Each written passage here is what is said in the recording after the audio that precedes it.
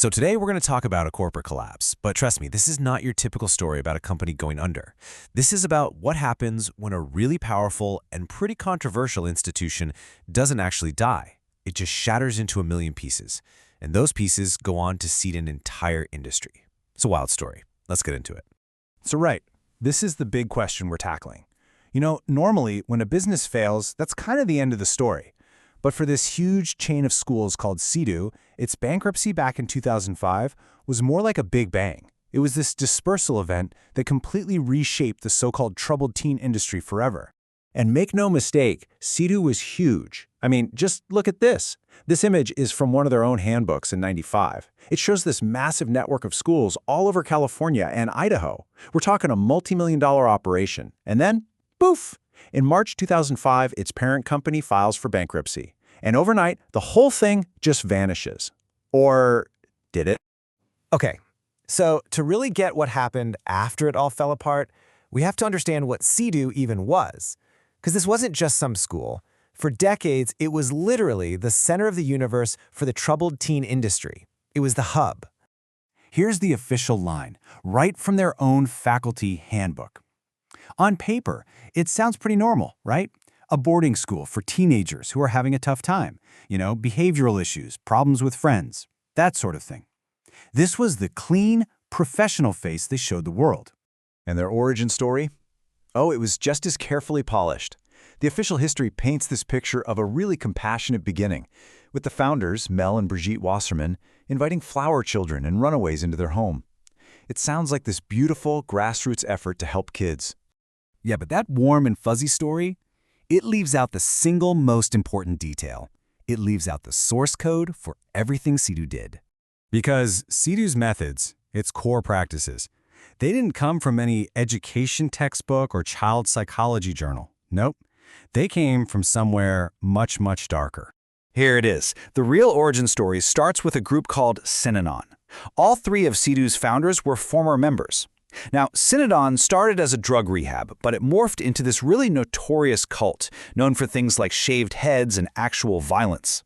So what the CEDU founders did was basically take the Synanon method, give it a haircut, and repackage it as a private boarding school. Okay, now this is fascinating. Look at the direct translation here. Synanon had this brutal group confrontation session called The Game. At CEDU, it was called RAPS. Synanon's 72-hour psychological marathon, The Trip, became the Prophet at CEDU. The control structures, the special language, the whole philosophy, it was a literal copy and paste job. So you have this massive organization built on this really controversial foundation.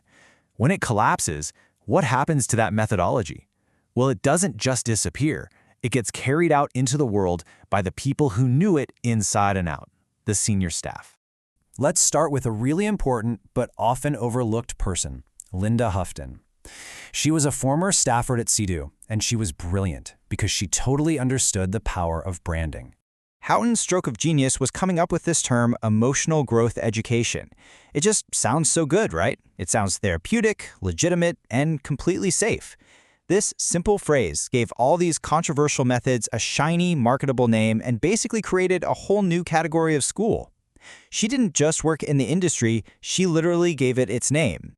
And then you've got the people who actually ran the programs.